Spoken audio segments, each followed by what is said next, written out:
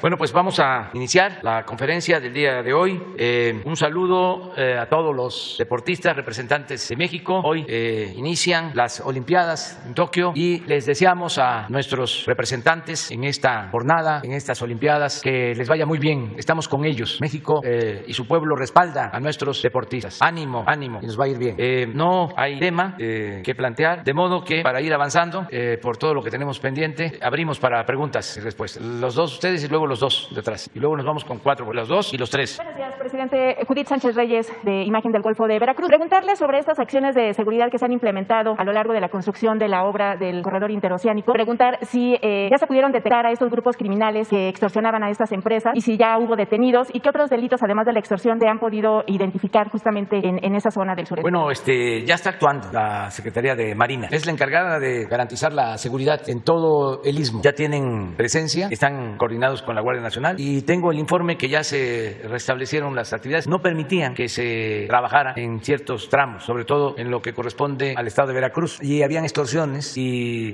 robos a las empresas. Por eso no podían las empresas constructoras desarrollar sus funciones, sus trabajos, y se tomó esta decisión desde hace como 3 meses que estuve por allá y ya están trabajando. Se pudieron demostrar ilícitos que se cometieron, pero no tengo el último reporte. Lo único que sé es de que ya están trabajando las empresas. ¿El reporte lo pedirá ahora en su gira que hará a Veracruz este fin de semana? Sí, es posible. Sí. Sobre el proyecto del gas doméstico que pretende usted impulsar en el país, preguntar si ya se tienen pensadas las sanciones para aquellas empresas distribuidoras que no se acaten al precio tope que se fijará y cuál sería la instancia justamente para monitorear esta situación. Bueno, tenemos una reunión para la semana próxima sobre el gas bienestar y yo puedo informarles la semana que viene de cómo vamos. Ya se ha avanzado en la creación de la empresa, como lo prometimos. Vamos a iniciar en 3 meses, yo creo que antes, considerando el tiempo que ya transcurrió desde que lo dimos a conocer. Vamos a pensar que en 2 meses más ya estamos distribuyendo el gas bienestar en la Ciudad de México. Vamos a empezar aquí y poco a poco se va a ir ampliando, pero ya se elaboró el programa, ya se tienen los terrenos para las centrales de distribución, ya se están adquiriendo los cilindros, las camionetas repartidoras, ya estamos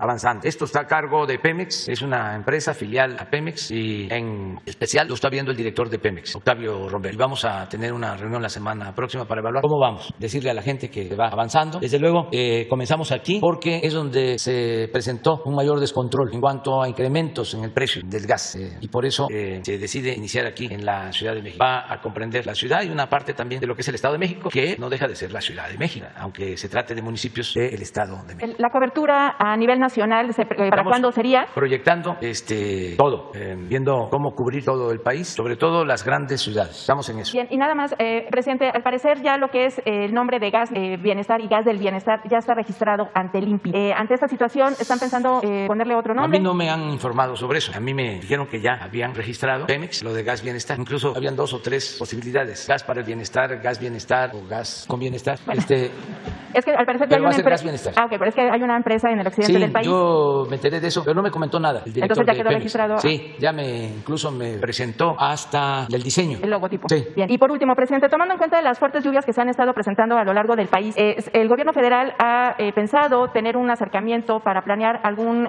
programa de apoyo a través de los gobiernos estatales y municipales a las personas que han sido afectadas justamente porque ahora pues las lluvias han sido muy fuertes? Toda esta situación del cambio climático creo que está impactando y muchas personas han perdido su patrimonio. Eso por un lado. Y por el otro, también si en el ámbito de la salud hay planes alternos justamente en esas entidades en donde se están presentando estas cuestiones climatológicas para la evacuación de los hospitales, como sucedió por ejemplo en el Estado de México, ¿no? En Atizapán, justamente para evitar que se detenga la detención o que se ponga en riesgo la salud de los pacientes. Estamos pendientes. La directora de Protección Civil está atendiendo de manera especial y con cuidado todo lo que tiene que ver con las lluvias para actuar y prevenir. Se está avisando en donde se piensa que van a ser más fuertes las lluvias, se está informando con tiempo. Laura Velázquez es la responsable, está constantemente, es nuestra Tlaloc, no se entretiene en otras cosas, está dedicada porque ya empezaron las lluvias, ya estamos en temporada de lluvia, ya son los meses que más llueve, julio, agosto, sobre todo septiembre es el mes de más lluvia y pues se prolongan a octubre en caso del sureste, noviembre y el año pasado hasta diciembre. Por lo general, a finales de octubre termina la temporada de lluvia. En Todo Santo son los últimos aguaceros. Así era antes, pero ahora ha cambiado. Entonces hay que estar de todas maneras pendientes y atentos. Sí, en todo.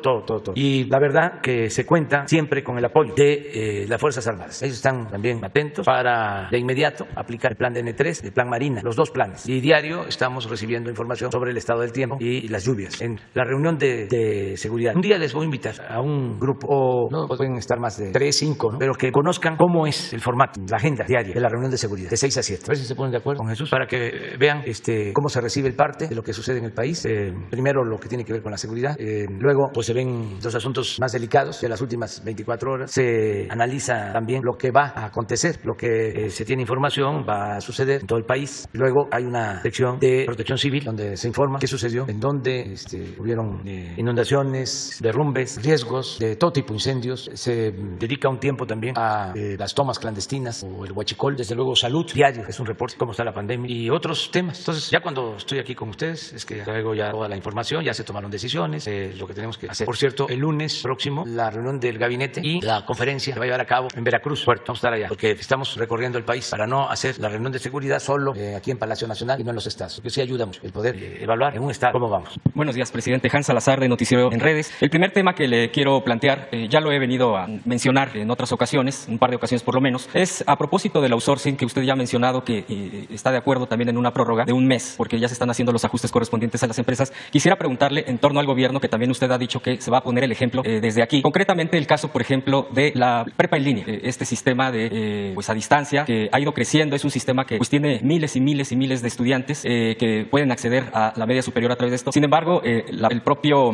padecimiento del outsourcing llegó también a este esquema, donde los facilitadores, que yo les diría los profesores finalmente son parte de esta enseñanza, pues padecen de este tema de contratos leoninos llenos de irregularidades, contratación de empresas de outsourcing. De hecho, hasta donde tenemos el dato, desde la propia SEP se sigue continuando con el procedimiento para la contratación de esta empresa de outsourcing. Quisiera preguntarle concretamente, presidente, ¿se acabará a partir del 1 de septiembre el outsourcing también para prepa en línea y demás dependencias donde se esté usando este esquema? Desde en todos los casos, si la ley lo establece, pues tenemos que cumplir la ley. Lo que se tiene que ver es si en este caso de los trabajadores al servicio del Estado aplica, pero si es general, pues nosotros somos los primeros obligados a cumplir la ley. Eso es lo que puedo contestar. Y voy a pedir información para que nos aclaren cuál sería la situación de estos maestros. Sí, podría informar después, no sé si la secretaria o sí. Para que, porque como este tema incluso es una demanda de ellos mismos, de hecho que hemos estado dándole seguimiento, pues quieren esa certidumbre de no estar padeciendo este tipo de esquemas injustos y de maltrato, porque incluso señalan a algunos funcionarios directamente de este esquema de servicio que dan a la educación de nuestro país y obviamente se sienten también atropellados y no atendidos. Sí. Entonces hay que ver de qué se trata, porque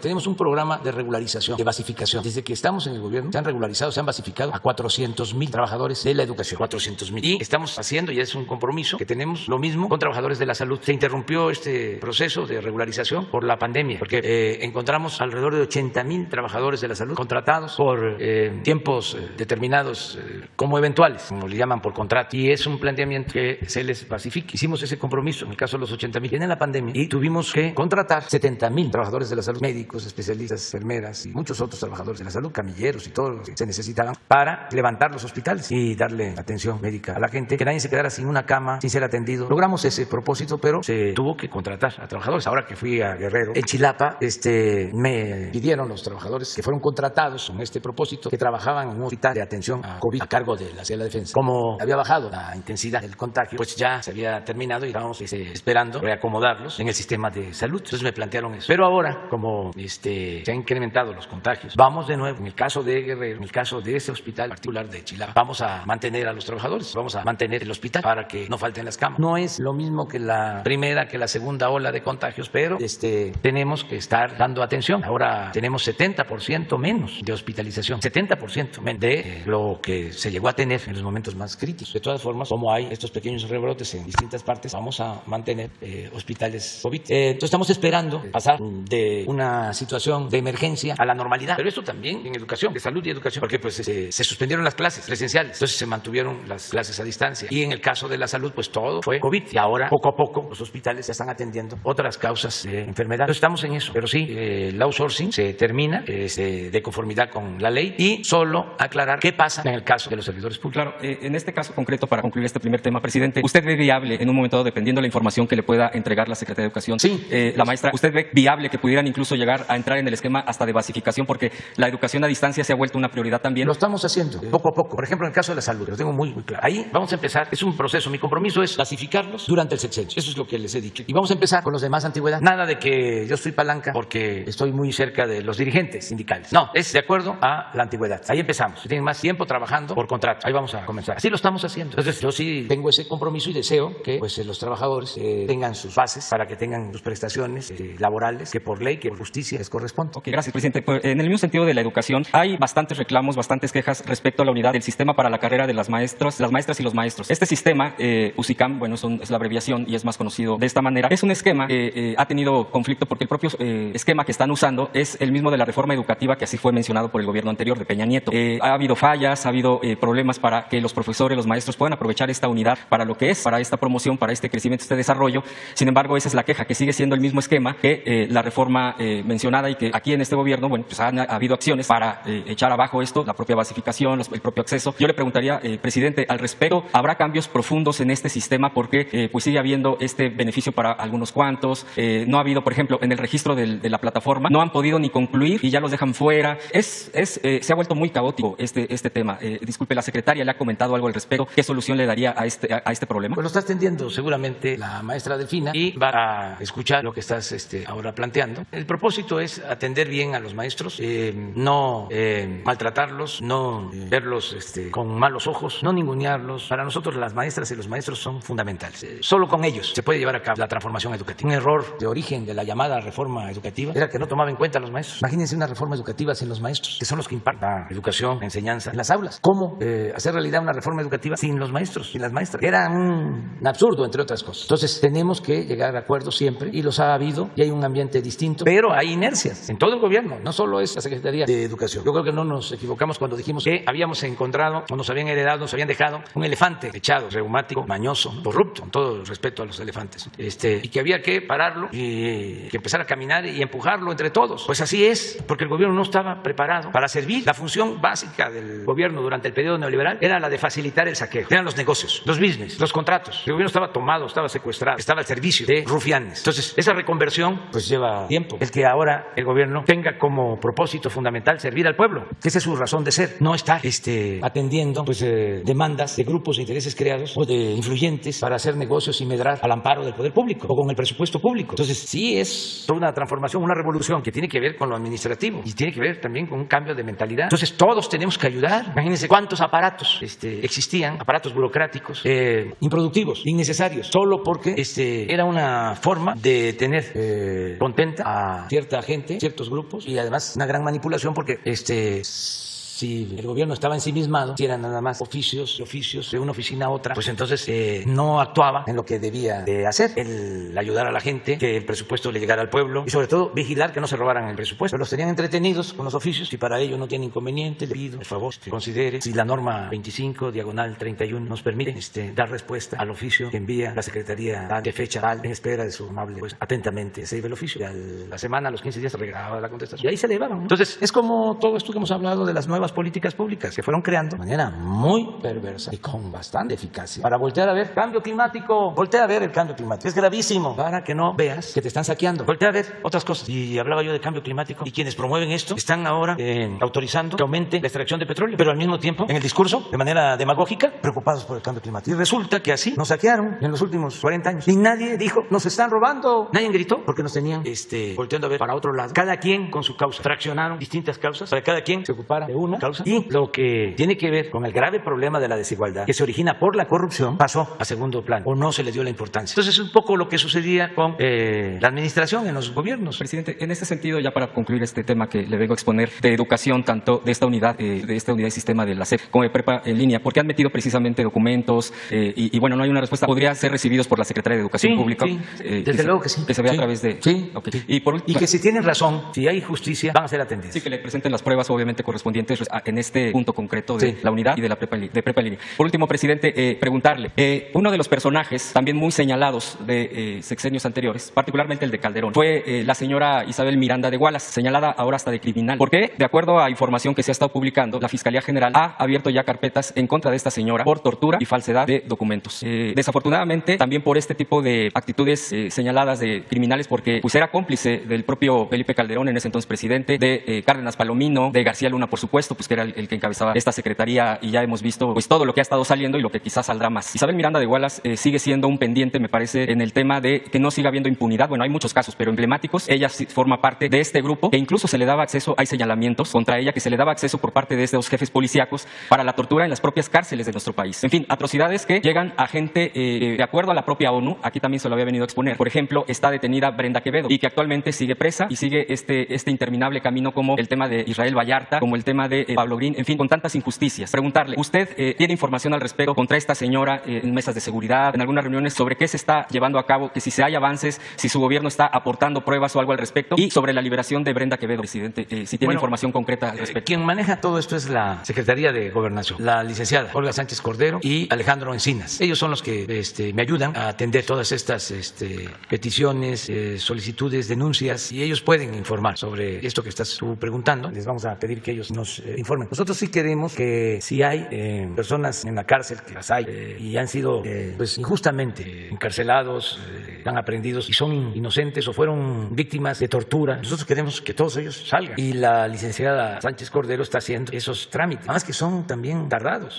Una vez logramos liberar a un joven, aquí vino su mamá, periodista, porque nos ayudó el presidente de la Suprema Corte y se agilizaron los trámites. Entonces constantemente estamos haciendo esto, buscando que jueces nos ayuden cuando hay elementos de inocencia y cuando hay pruebas de que las personas que están en la cárcel fueron torturados. Entonces vamos a continuar con esto. Incluso envié un oficio y estoy esperando respuesta de muchos que están en la cárcel sin sentencia desde hace años, y queremos que el Poder Judicial nos dé una respuesta. Sí, todavía no tenemos información, pero ahora sí yo creo que nos van a enviar ya una respuesta del Poder Judicial.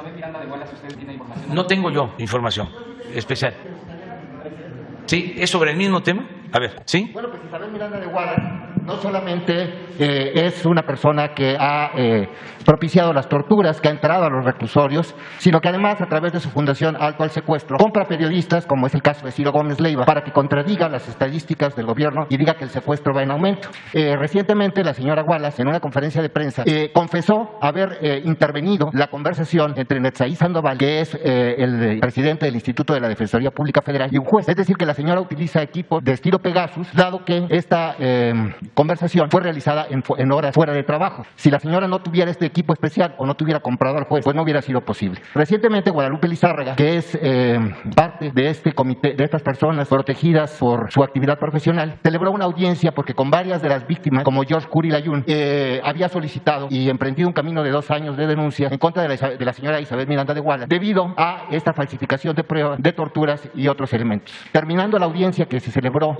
por vía electrónica, dado que la compañera está en Estados Unidos, donde también, por cierto, acabamos de conseguir el asilo humanitario para un defensor de derechos humanos que defendía a Jacobo Tagle Dobín y que fue perseguido, torturado y despedido después de la Defensoría Pública Federal. Terminando la audiencia de Guadalupe Lizárraga, que fue la primera en traer al padre de Hugo Alberto Wallace y demostrar que la prueba de ADN era falsificada porque el joven no era Wallace, sino Miranda León. Terminando la audiencia, se queda abierta la pantalla y en ese momento dicen en el juzgado: vamos a hablarle a la señora. Entonces, esta señora tiene comprados a jueces, a magistrados e incluso funcionarios de Morena, como Renato Sales, quien es hoy el presidente electo al municipio de Campeche, fue señalado por haber permitido la entrada a reclusorios a torturar a Jacobo Tagle. Le voy a dar un dato nada más. Jacobo Tagle es un hombre que es de origen judío. Para torturarlo, solamente le daban de comer carne de puerco en el reclusorio, hasta que sus compañeros se compadecieron de él, porque después de haber sido violado con un tolete, le daban de comer solamente carne de puerco, violando su religión judía. Este hombre estuvo muy enfermo. George Curi Layún, otro de los implicados, tiene reconocimiento internacional de Naciones Unidas como inocente. La Secretaría de Gobernación desde 2019 lo tiene considerado preso político. Y ya para terminar, quiero decirle, la Corte Interamericana de Derechos Humanos tiene varios casos que le ha reportado a la Secretaría de Relaciones Exteriores desde hace 2 años, de presos torturados, de presos que no han recibido el reconocimiento de inocencia de acuerdo al protocolo de Estambul que establece la tortura. La Comisión Interamericana de Derechos Humanos le sigue enviando oficios a la Secretaría de Relaciones Exteriores en las que les pide respuesta y no la recibe. El paso siguiente, y SRE no hace lo que debe, de acuerdo a la Comisión de Derechos Humanos dentro de la SRE, es llevar los casos hasta la Corte Internacional de Crimen. Entonces, creo que es importante que, más allá de las limitaciones entre el Poder Jurídico y el Poder Ejecutivo, pues se atienda atienda esto, que ya está en la Corte Interamericana de Derechos Humanos y en ONU Derechos Humanos. Gracias, señor presidente. Bueno, pues es tan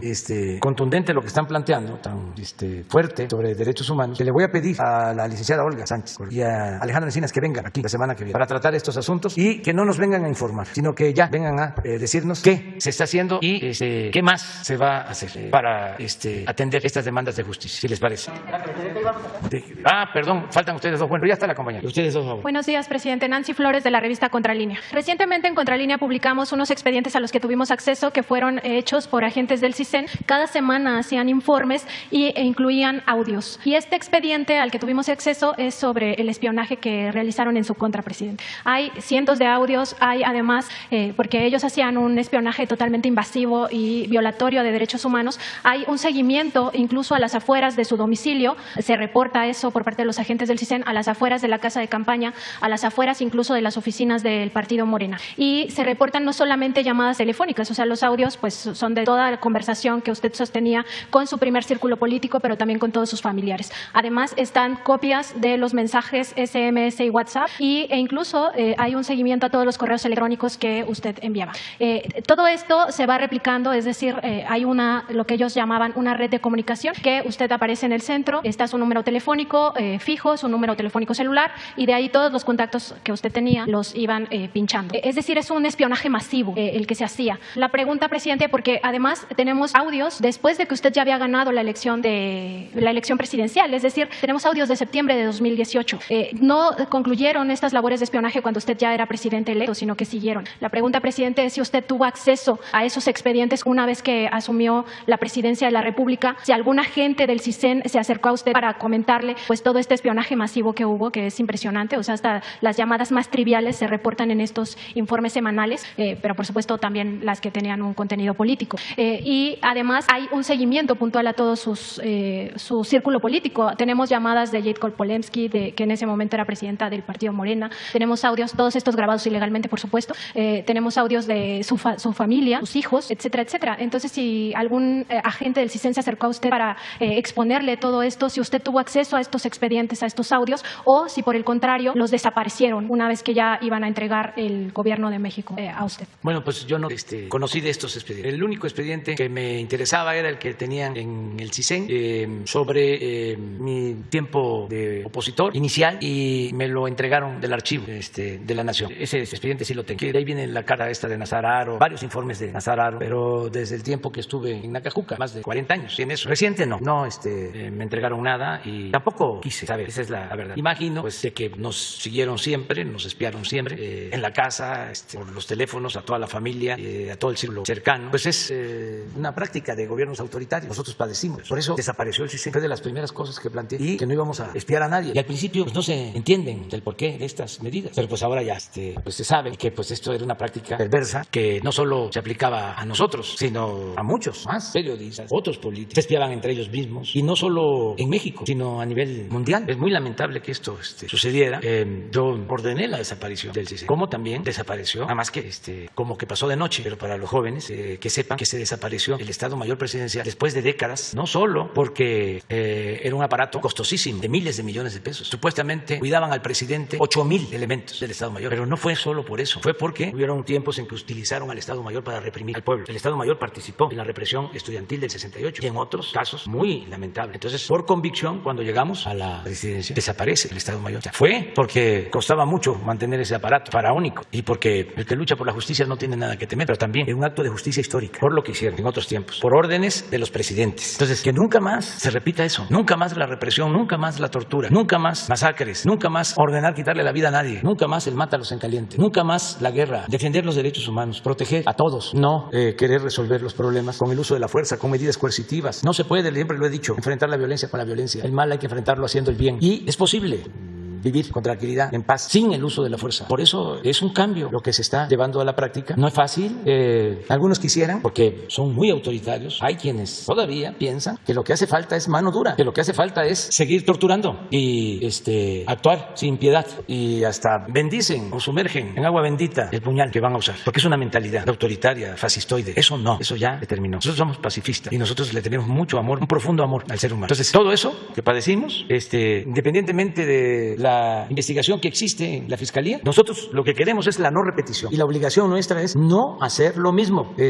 Nada de estar comprando equipos para estar espiando, para estar escuchando a opositores, nada de utilizar el gobierno para encarcelar, para reprimir a adversarios, a opositores. Yo doy pues gracias al Creador, a la suerte, porque durante el gobierno de Calderón me dieron por muerto políticamente hablando. Y como era tan fuerte la campaña que habían desatado en contra mía después del fraude del 2006, después de que nos roban la presidencia, que se lanzan con todo, con la guerra sucia. Esto ya queda internalizado el mensaje de que yo era un peligro para México y padecí de un linchamiento público muy fuerte. Iba yo al aeropuerto y tenía yo que sentarme en una esquina a leer un libro porque sentía las miradas en contra, porque habían creado ese ambiente en contra mía y aguanté, fue muy fuerte. Me acuerdo que un día iba yo en un viaje a Mérida y un agente pues de estos conservadores me dijo, oiga, ¿y por qué viene en avión? ¿Por qué no se vino en autobús? Si usted es defensor de los pobres, ¿cómo va a viajar en avión? No dije nada, pero esto lo padecí mucho. Me acordé después de algo que me platicó Silvio Rodríguez, que fueron a dar un concierto, una plática a España, y los conservadores allá, muy fascistoides. ¿Cómo se llama el otro cantautor que falleció? Que era argentino, el de pobrecito mi patrón. No, Facundo Cabral. Estaban los dos y entonces se paró uno en la conferencia y le dijo, oigan, ¿y ustedes cómo llegaron acá? También en ese mismo sentido, ¿no? Y Facundo me contestó, pues veníamos a caballo, pero se nos ahogaron los caballos en el Atlántico. Pero bueno, padecí mucho eso y pensé que lo mejor era trabajar organizando al pueblo desde abajo, y recorrí todos los municipios de México. En ese entonces, 2007, 2008, entonces visité los 570 municipios de Oaxaca. Me metí abajo a informar en todas las plazas públicas. Entonces Calderón decía que ahí andaba yo, pues casi como loquito, reuniéndome con muy poca gente. Ya no representaba yo nada. Entonces eso pienso que me ayudó, porque los informes que recibía iban en ese sentido, de que pues sí, en efecto, me he reunido con 10, con 20, con 30, con 40 personas abajo. Sí recuerdo que en una de esas reuniones en Nayarit, en un municipio, fui de los primeros que planteé de que se tenía que terminar la guerra que se había desatado en ese entonces. Tengo la constancia que no era el camino. Estaba en su apogeo la represión, la guerra, que era cuando este señor García Luna dominaba por completo. Entonces, como yo estaba abajo, pues me dieron por muerto políticamente hablando, y así pude avanzar, y poco a poco fueron cambiando las cosas, porque la gente fue también cambiando de mentalidad, porque al pueblo se le puede engañar una vez, 2 veces, pero no se le puede engañar todo el tiempo, y mucha gente también se dio cuenta que estaba siendo manipulada, que venía siendo manipulada desde el 2000, cuando les ofrecieron que iba a haber un cambio, y siguió lo mismo, o peor. Mucha gente de buena fe que pensó que las cosas iban a cambiar, y lo que hicieron fue profundizar en las políticas económicas y profundizar en la corrupción y en el saqueo, y no hubo ninguna diferencia. Bueno, al grado de que en los últimos tiempos ya se quitaron por completo la máscara y son lo mismo, demostraron que son lo mismo, porque Salinas terminó de unirlos desde el fraude del 88, se unieron, nada más que desde entonces hasta ahora simulaban que eran distintos. Nosotros decíamos, no son lo mismo, son iguales. A veces decía yo que si acaso había una diferencia, era como la diferencia que existe entre la Coca-Cola y la Pepsi-Cola. Pero ya después, ya en los últimos tiempos, fue la máscara. Entonces todo esto del espionaje, pues se ha padecido siempre, los opositores, pero lo que tenemos que hacer es no repetir y que nunca jamás se vuelva a espiar a nadie, que se respete lo que es el espacio vital, ¿no?, de todos los seres humanos, la intimidad. Presidente, en este mismo tema, preguntarle si el Centro Nacional de Inteligencia le informó si estos agentes que le dieron seguimiento a usted por tanto tiempo y pues tan invasivo como ya le comento, siguen laborando ahí, y si en el Centro Nacional de Inteligencia están los archivos del espionaje político, no solo hacia usted, sino hacia todos los políticos, todo el espionaje ilegal, hacia periodistas, hacia defensores de derechos humanos. Ya se dio instrucciones de que se transparente todo el archivo, y voy a estar pendiente. Ya se había dado la instrucción, ya hay acceso a todos los archivos, no hay nada que no se pueda consultar. Cuando llegamos había una sección especial en el archivo de la Nación, incluso cuidada por elementos del CISEN, y desapareció, y se abrieron esos archivos y se van a abrir todos los archivos. Vamos a ocuparnos de eso. Ya di la instrucción, pero quiero saber qué tanto, porque luego empiezan, ¿no?, los funcionarios, algunos abogados, a decir no se puede, o hay que reservar ciertas cosas, o los expedientes hay que testarlos, hay que borrar nombres. Yo no soy partidario de eso. Yo pienso que archivo político, que tiene que ver con oposición, con persecución, con actos de violación de derechos humanos por parte del Estado, deben de transparentarse por completo. Y en un segundo tema, presidente, quería preguntarle, en el último censo del INEGI sobre población y vivienda, se da a conocer que menores de 5 a 19 años no saben leer ni escribir un recado. El problema de este censo es que no desglosa a aquellos niños que son de 9, 10 años, 11 años, que no van a la escuela, que son analfabetas. Usted dijo aquí la semana pasada, o creo que esta semana, la verdad es que no recuerdo, que a cierto sector de la población, cierto sector económico, político, le convenía una sociedad ignorante, que le convenía que los niños no regresaran a la escuela. Hay niños que no van a la escuela porque viven en zonas rurales muy marginadas y ahí no hay escuelas, no hay maestros. Entonces, el problema es que el analfabetismo se empieza a considerar a partir de los 15 años y no se visibiliza a estos menores de 9, 10, 11, 12 años que no asisten a la escuela. Y se les empieza atender a partir de los 18 años con el INEA y todo este programa de alfabetización.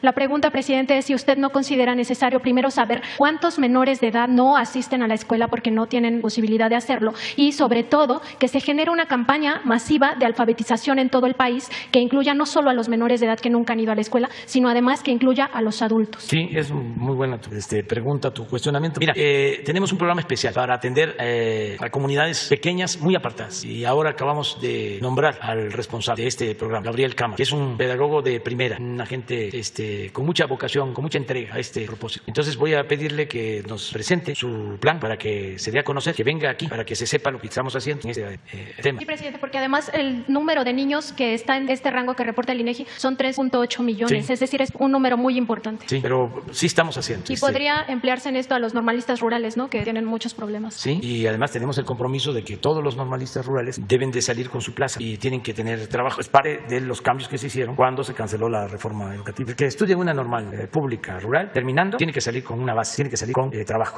Fue un compromiso que hicimos y se tiene que cumplir. Y no queremos que nadie se quede sin la oportunidad de estudiar y que no importe la condición económica, social de los padres. Y estamos haciendo un trabajo en este sentido. Yo me siento satisfecho, no porque se esté resolviendo el problema, que es un asunto complejo, porque son miles de comunidades pequeñas, dispersas en todo el país. Estamos hablando de alrededor de 300,000 comunidades pequeñas, donde hay un solo maestro o dos que atienden los 6 grados. Y se está haciendo un trabajo especial para que no falten los maestros, para que se puedan concentrar los niños en comunidades estratégicas, en centros integradores de estos servicios educativos, que puedan tener un maestro por grado, que tengan albergue, que tengan alimentación y que los fines de semana regresen a sus pequeñas comunidades. Es un modelo que se está llevando a la práctica, que estamos probando, que es una opción. Y la otra es la escuela multigrado, esta de que haya un maestro o dos que tiene 30, 40 niños, nada más que unos van en primero, otros van en segundo, y el mismo maestro o la maestra les da clases en distintos grados, 1 o 2 maestros. Esa es una opción. Y hay ahora un plan con ese propósito. Gracias. A ver, vamos, los dos. Presidente, muy buenos días. Rápidamente, mi nombre es Miguel Velázquez. Nada más te interrumpo, Gabriel Cámara, para invitar, junto con la maestra. Buenos días, presidente. Mi nombre es Miguel Velázquez, del periódico Publimetro. Me gustaría tocar 2 temas. El primero, preguntarle su opinión sobre las sanciones que ayer se emitieron en el INE en contra del gobernador electo, al gobernador electo de Nuevo León, Samuel García, y al Partido Verde. Pues no puedo opinar de esto. Yo siento que no están haciendo bien las cosas en el INE, en el tribunal, desde que cancelaron las candidaturas, no por ser candidatos o precandidatos de Morena, de Guerrero y de Michoacán, mostraron que no son demócratas auténticos. En el caso de estos asuntos, el INE manda el expediente al tribunal, el tribunal responde diciendo sí, debe sancionarse por un supuesto gasto no comprobado de 20,000 pesos, 30,000 pesos. Bueno, no es la cantidad. Vamos a pensar de que no comprobaron, como dirían los abogados, aceptando sin conceder, porque hasta aprobaron de que no hicieron campaña, no había campaña. Pero bueno, aceptando sin conceder. Dice el tribunal, es histórico. Se responde al INE, sí hay que sancionar, pero no con exceso. Es decir, no les quiten la candidatura. Responde el INE al tribunal con más agravantes. No solo no comprobaron, sino lo hicieron con dolo. Resuelve el tribunal, quítenle las candidaturas. O sea, una contradicción completa. El mismo tribunal que está planteando es un exceso, luego cambia de parecer de manera muy rara y resuelve o termina resolviendo, quítenles las candidaturas. Entonces es algo parecido ahora, ¿no? No me da confianza de estas decisiones, la verdad, pero pues hay que respetar. Y a grandes rasgos, presidente, que resumiendo un poco el tema, en este sentido, y me gustaría preguntarle con la experiencia grande que tiene usted en campañas, lo que se está sancionando aquí es el tema de los influencers de redes sociales. En el caso de Nuevo León, porque la esposa del gobernador electo, Mariana Rodríguez, es una influencer seguida por 1.8 millones de personas en Instagram, y en este sentido lo que considera el INE es que ella le debió de haber cobrado a su esposo por las publicaciones que hicieron en la campaña. Y en el Partido Verde el tema fue el pago a influencers para que emitieran un mensaje durante el tiempo de la veda electoral. Usted, con base en la experiencia que usted tiene en campañas, ¿cómo cree que qué papel cree que van a jugar los influencers en las campañas a futuro? ¿Cree que vayan a hacer un gran cambio en la política? Ahora nos contaba cómo ha sido el proceso de sus campañas. Pues deben de participar, como todos, sin límites, y pues es lo más normal que un simpatizante, más si se trata de la esposa, pues hable bien de su esposo. Si va a cobrar o no va a cobrar, pues eso es otra cosa. Yo veo esto más politiquero, porque ni siquiera diría político. La política es un noble oficio. Hay que ver quién está ahí maniobrando. Por eso hay que renovar el INE y el tribunal, para que haya seriedad. Eso que hicieron de los candidatos, si se analiza bien a lo que me refería, fue una gran injusticia, un atropello a los derechos ciudadanos, a los derechos políticos, además un absurdo desde el punto de vista inclusive legal. Ellos se refugian siempre en que la ley es la ley. Puro cuento. Si se analiza ese caso para los estudiantes de Derecho que los revisen este asunto, todas estas contradicciones. Pero como además ya no hay otra instancia, dejaron sin participar a 2 candidatos. Y yo sostengo que de manera injusta y con procedimientos completamente irregulares, por decirlo menos. Muchas gracias, presidente. Y en un segundo tema me gustaría plantear, justamente ahora que retomaba lo del elefante reumático y mañoso, nosotros estuvimos haciendo un conteo sobre el listado de las dependencias que conforman el gobierno de la República y nos dimos cuenta de que cerca de 50 dependencias que están en el listado de la página web no tienen titular. 10 de ellas están operando, funcionando con encargados de despacho y pues las otras 50, que además es un listado en el que pues está un poco desactualizado porque todavía viene la Policía Federal, pues no tienen titular.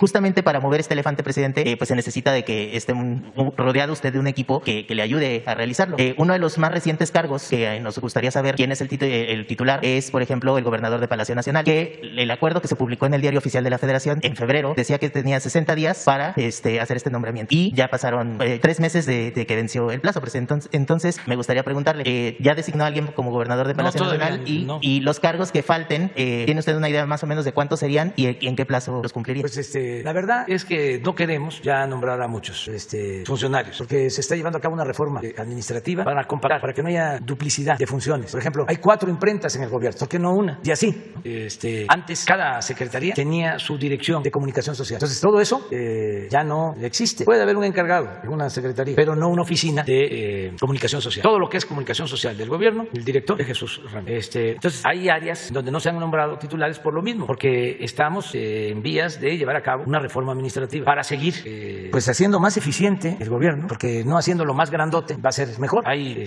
muchos cargos que no se nombran y se ahorra también, no se gasta y hay que ahorrar. A ver, no es tengo estas vacantes, pero vamos a colocar aquí a nuestros amigos. ¿Se acuerdan cómo era antes de que le iba mal a alguien? Una vez lo mencioné varias veces porque es un ejemplo. Le iba mal a alguien en política, en lo electoral, no ganaba, de delegado del ISSSTE y así se llenaban, ¿no? Todos los huecos. Pues no, sí en lo fundamental, ¿no? Tenemos que tener a las personas. En el caso del Palacio sí vamos a nombrar a un responsable. Hasta ahora la Secretaría Particular tiene que ver con el funcionamiento y el mantenimiento del Palacio y van bien las cosas. Se le está dando mantenimiento constante al Palacio, pero sí va a haber alguien que se haga cargo del cuidado, por lo que tú planteas. Gracias.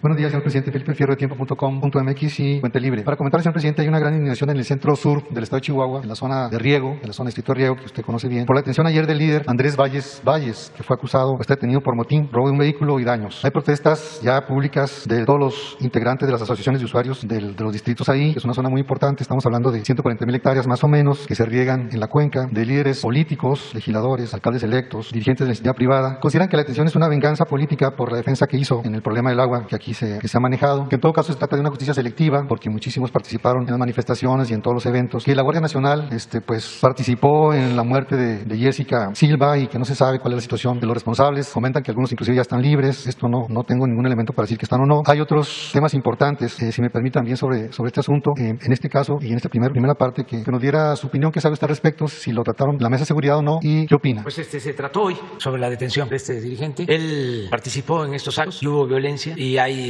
pruebas de que él fue el que incitó a la violencia. Se llevó a cabo una investigación a partir también del asesinato de una señora, donde se culpó a la Guardia Nacional y hay presos de la Guardia Nacional sobre ese caso. Pero esto había quedado pendiente, se giró la orden de aprehensión, no se había podido ejecutar y ayer se aprehendió a esta persona. Él tiene la posibilidad de demostrar su inocencia, es un proceso, pero sí existió esta acusación en su momento y hay los hechos, hay las pruebas por lo que está detenido. No es una venganza, nosotros no actuamos así. Es que él llamó a la violencia y hubo violencia. Incluso él se hace responsable de los actos violentos. Hay un video o 2 sobre esto. Entonces vamos a ver qué decide el juez sobre este asunto. En ese mismo tema, pero en otra área, ¿qué se ha hecho para enfrentar el problema, precisamente el agua ahí en Chihuahua y en esa zona? Porque sigue el robo del agua, las tomas clandestinas, los permisos ilegales. Conagua compró varios derechos precisamente para que ya los usuarios no tomaran el agua y la siguen tomando. Hay sobreexplotación, hay un serio problema de filtración de agua en la zona, tanto ahí como con el río Bravo. Entonces desperdician millones. Expertos han establecido que si se tiene este problema, con esta sola atención de resolver o de tapar las fugas legales, ilegales o ilegales, se puede juntar el agua para aportar lo que corresponde al tratado. Tengo entendido que Conagua está trabajando en un sistema o en un proyecto para rehabilitar los distritos. La pregunta es, ¿qué se hace en estos 3 puntos? El robo, los permisos ilegales y pues la reestructuración de los distritos. El señor que está detenido es miembro o participó como jefe de un distrito de riego y de ahí viene parte del problema. Ellos pusieron a que cumpliéramos el compromiso de entregar el agua a Estados Unidos porque hay acaparamiento de agua de grandes productores que acaparan el agua en esa región de Chihuahua. Entonces sí hay que llevar a cabo pues, una depuración. Ojalá y Conagua lo esté haciendo. Se hicieron algunos cambios porque estaban completamente asociados los de Conagua con estos grandes productores que sobreexplotan los acuíferos y tienen un trato privilegiado. No estoy hablando de todos los productores, sino de los que tienen más peso económico y político, porque hay hasta exgobernadores metidos en esto. Entonces hay que seguir limpiando de corrupción todo lo que es el manejo de los distritos de riego, todo el problema del acaparamiento del agua que se ha venido dando de tiempo atrás. Es una lucha que se está dando para limpiar. Sí, y también preguntarle sobre la denuncia que interpuso la Secretaría de Defensa Nacional sobre el robo de equipo militar. Aquí tengo la síntesis del robo, del parte oficial que dio la Secretaría, que es realmente alarmante. En ese tiempo, ahí con el asunto de la boquilla, se robaron 6 lanzadores de granadas, 4 escopetas, 2 lanzadores de bolas de pimienta, 419 cargadores de diferentes calibres, 3.147 cartuchos, 2.790 granadas, 36 dispersores de gas, 9 fundas de escopeta, 51 proyectiles de gas, 20 proyectiles de humo, una cinta MET con 50 cartuchos, 105 cascos antimotín, 121 máscaras antigas, 105 protectores de brazo B-top, 113 coderas, 70 trajes, 120 escudos, 29 chalecos antibalas, 282 uniformes, 143 chamarras y 32 casas de campaña. Unas armas aparecieron después en la zona del Pacífico, pero creo que eran 2 o 3. Este es un arsenal. La pregunta es, ¿cuál es la situación de esta denuncia y si ya tienen algunos detenidos o implicados en esto? No se tiene. Y en efecto lo que se encontraron fueron 1 o 2 armas de estas en la costa de Nayarit, en un campamento del crimen organizado. Se encontraron estas armas, pero 1 o 2, no todo el arsenal o todo lo que se perdió. ¿Y no hay avances de la investigación? No sé exactamente, voy a pedir informes. Seguramente mañana nos van a informar. Muchas gracias, el lunes, porque mañana no tenemos, mañana es sábado. Mañana lo que hay es un acto para conmemorar, recordar a Simón Bolívar, y van a participar cancilleres de varios países de América Latina. Es un acto que se va a llevar a cabo en el Castillo Chapultepec a las 10 de la mañana. Hoy voy a Tlaxcala a evaluar el programa de fertilizantes que se está aplicando en Tlaxcala, en Puebla, en Morelos y desde luego en Guerrero, y regreso para ese acto. Y luego salimos a Veracruz. Vamos a estar sábado, domingo y lunes en Veracruz. ¿Y en su visita a Chihuahua la próxima semana estaré dispuesto a recibir a los agricultores para tratar el tema del agua? Sí, cómo no. A todos. Diálogo. Quedamos acá. Ándale. Gracias, presidente. Buenos días. Ezequiel Flores, reportero de Proceso. En esta investigación, retomando nuevamente el tema de espionaje, presidente, voy a ser muy concreto. En esta investigación de Pegasus Proyecto, se tuvo acceso a 15.000 números de teléfonos seleccionados como objetivos para el uso del programa espía Pegasus entre 2016 y 2017. Entre ellos aparecen, como ya se ha informado, los números de al menos 25 periodistas, defensores de derechos humanos, médicos, incluso sacerdotes. También en esta investigación se reveló que miembros de las familias de los desaparecidos de los 43 normalistas de Ayotzinapa fueron objeto de este espionaje. También otro de los objetivos fue el periodista Cecilio Pineda Virto, originario de la Tierra Caliente, Ciudad Altamirano, asesinado en marzo de 2017. Es uno de los 6 periodistas asesinados en Guerrero. Todos estos crímenes en los últimos años impunes. Este trabajo, presidente, y usted ya lo ha dicho que no hay espionaje en su gobierno, pero ¿cuál es la certeza que puede tener la sociedad de que ya no habrán este tipo de ciberespionaje a personas de la sociedad civil? Le pregunto lo siguiente, porque también cuál sería la certeza ante esta investigación que se realiza en la Fiscalía General de la República, cuando el actual titular o el fiscal del Aceido, Alfredo Higuera Bernal, pues fue parte de esta investigación del caso Ayotzinapa. Y tenemos también información que la titular que está llevando la investigación del caso Pegasus, Sara Irene Herrerías, pues dependía directamente de estos personajes. Es decir, en la Fiscalía actualmente están personajes que fueron parte de este caso actualmente vigente. Y bueno, también en concreto, presidente, sobre el mismo tema, pues hoy Proceso da a conocer, retomando el tema del CISEN, y porque el ex secretario de Gobernación ha negado de que se hayan adquirido este tipo de sistemas, pues el 31 de mayo de 2016, Eugenio Imas, entonces director del CISEN, y ha llegado pues a Miguel Ángel Osorio Chong, secretario de Gobernación, firmó un contrato de 203 millones de pesos con la empresa Proyectos y Diseños, que en ese entonces vendía este sistema. Presidente, ¿sabía usted qué va a pasar y cuál será la certeza pues que tiene la sociedad en este contexto de espionaje? Pues primero mi palabra de que nosotros no vamos a llevar a cabo estas prácticas. Nunca lo haríamos. Sería un acto de traición a nosotros mismos, a nuestras convicciones. Como si hemos sido espiados, nosotros, nuestras familias, vamos a hacer lo mismo, solo que fuésemos autoritarios, fascistoides, si fuésemos iguales que ellos, que los defensores de ellos, ¿no? Pero vamos a buscar un mecanismo para garantizarle a la sociedad, al pueblo, de que no se espía a nadie. Voy a pensarle cómo llevar a cabo verificaciones que puedan revisar organismos internacionales para que se certifique que en el gobierno no se espía a ninguna persona, a nadie, para reafirmar más lo que estoy manifestando. Voy a pensar cómo lo hacer. Lo de los archivos, abrirlos, todos, expedientes, todo lo que tiene que ver con videos, todo. A lo mejor hasta se puede crear una especie de hemeroteca o archivo de toda esta podredumbre, de toda esta vergüenza, en donde estén todos estos archivos desde lo que sucedió perdió con la guerra sucia, todo lo que se tenga, lo que haya del 68, todo, hasta la fecha, para que se pueda consultar y si es posible subirlo a la red, transparentarlo por completo, ver nada más cuál sería la forma, ¿no?, de hacerlo. ¿Y cuál es tu otra pregunta? Bueno, en el caso de la Fiscalía actual, ¿quién va a vigilar a los que vigilaron pues en su momento? Hay que esperar a que termine la investigación, la Fiscalía. Yo estoy seguro que ellos van a actuar. Nos están pidiendo información al gobierno, estamos enviando todos los contratos. Hoy en la mañana pregunté sobre eso. Desde ayer, tanto la Secretaría de Gobernación como la Secretaría de la Seguridad Pública dieron a conocer en la reunión de seguridad que se tienen esos contratos. No precisos de Pegasus, porque hay empresas que servían como intermediarias a esta gran empresa, Pegasus, pero sí existen los contratos y se van a entregar todos a la Fiscalía. ¿El contrato del CISEN? Sí, ¿también? Todos. La instrucción es esa. Hay contratos del CISEN, hay contratos de seguridad, básicamente de Policía Federal, sí, pero y de la Fiscalía, creo, de la Procuraduría. Sí. Todo se va a entregar. Sí existen esos contratos. ¿Y usted sí confía que la Fiscalía se investigue a sí mismo cuando están estos procesos? Yo confío en el fiscal Alejandro Hertz y es un asunto muy importante para todos. Muy bien. Buen día, presidente. Carlos Domínguez, de Nación 14.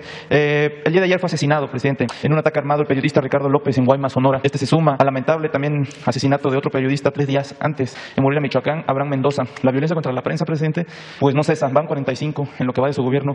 ¿Cómo van los esfuerzos de su gobierno para garantizar el derecho a la libertad de expresión y el combate a la violencia contra la prensa? Primero que nada, presidente. Pues estamos trabajando. Yo lamento mucho también lo de este asesinato. Envío a sus familiares un abrazo, un pésame. Es muy lamentable que esto suceda. Lo de ayer de Guaymas, también lo de Morelia, como tú dices, hace 3-4 días. En el caso de Morelia se detuvo a los responsables. Vamos a que se pueda hacer lo mismo, que se detenga a los responsables, pero también pues seguir protegiendo a todos los ciudadanos y a los periodistas. Es nuestro trabajo garantizar la seguridad, que serenemos a nuestro país y estamos trabajando todo el tiempo para eso. Presidente, en este tema, hace alrededor de un año usted se ofreció a recibir a los familiares de periodistas asesinados y pues no ha habido nada. ¿Continúa usted todavía en la ley de recibir a estas familias? Sí, y los están atendiendo siempre. En Gobernación, Alejandro Encinas, y me informa a mí de esta situación. Bueno, es importante, presidente, que pudiera platicar con ellos, ya que la mayoría, el 99% de los casos, continúan en la total impunidad y el atascamiento, víctimas de ese sistema. Pues los podemos ver, recibirlos. Es cosa de que se establezca comunicación con Alejandro, se prepare la reunión conmigo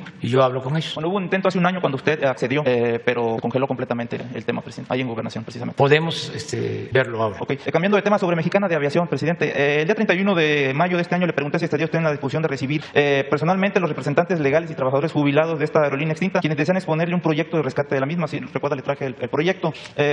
Rescate que se haría sin un solo peso del erario público, para ser precisos. Dándole seguimiento al tema, pues comenta que fueron atendidos muy amablemente por el titular de Atención Ciudadana, Leticia Ramírez, pero no fueron recibidos ni escuchados los representantes legales y quienes presentarían el proyecto de rescate, solo algunos miembros jubilados. En pocas palabras, me comenta que se sintieron, pues, coloquialmente hablando, cepillados. El típico, ya los atendimos. Por eso le pregunto, con todo respeto nuevamente, señor presidente, ¿le interesa al presidente de la República escuchar la propuesta de rescate de Mexicana de Aviación y sumarse a los esfuerzos que están haciendo los trabajadores jubilados para revivir la aerolínea emblema de la aviación mexicana? ¿Sí o no, presidente? Sí, y además lo estamos haciendo. Yo creo que debe ser otro grupo. Porque, ¿se nos puede explicar, Leti, a quiénes recibieron? Sí, porque el secretario de Comunicaciones y la secretaria de Gobernación tienen una mesa permanente de atención a extrabajadores de Mexicana con otros actores que quieren volver a conformar la asociación y la empresa para que vuelvan a tener actividad, que se vuelva a volar. Pues se está trabajando en eso y ya llevamos tiempo. Incluso se está buscando hasta inversionistas y ya hay quienes quieren para hacer una especie de sociedad entre empresarios y trabajadores o extrabajadores. Es precisamente eso lo mismo que traen este grupo. Sí. Dicen que están interesados en exponérselo a usted. Sí, pero ya yo creo que llevan como un año. ¿Más? Sí, pero también los otros, a lo mejor, porque si me dicen que no los han atendido en Gobernación o en Comunicaciones, pues debe ser otro grupo. Ahorita lo vemos, porque sí se está atendiendo. Yo le pregunto constantemente a la licenciada Olga Sánchez Cordero sobre cómo va lo de Mexicana y ella me dice que va avanzando, que se va buscando volver a constituir la empresa. Entonces es cosa de verlo, a ver si es el mismo grupo, si es otro, y si es otro grupo, pues informarle lo que están haciendo. Yo creo que en el caso de Gobernación, quienes están atendiendo este asunto o a quienes están recibiendo en Gobernación es a los que eran dirigentes o son dirigentes. Tal vez, bueno, aquí son jubilados, son directamente los trabajadores. Por eso. Que quienes formaron un grupo y están dispuestos a dar el dinero de sus pensiones, todo, sí. Y tienen ese proyecto. Pues que se vea. Ok, gracias, presidente. Sí. Ya, el lunes te quedas tú, el lunes. El martes, por favor. Sí. Los dos, ustedes dos. Sí. ¿La tienes? Ahorita te la van a dar, Lo que sí vamos a hacer es entregarles personalmente, sin intermediación, sus apoyos a todos los becarios. Ya tomamos esa decisión. Les va a llegar una tarjeta, les va a entregar una tarjeta para que sean completamente independientes y no tengan que estar llenando formatos, porque es gente, todos los mexicanos somos mayores de edad y somos responsables y somos honestos y debemos tenernos confianza. Entonces, ¿para qué aparatos de intermediación? ¿Para qué supervisiones? ¿Para qué burocracia? Vamos a simplificar todos los trámites, se entrega una tarjeta y se va al banco y se adquiere lo que por derecho corresponde a cada quien. Muy bien, nos vemos.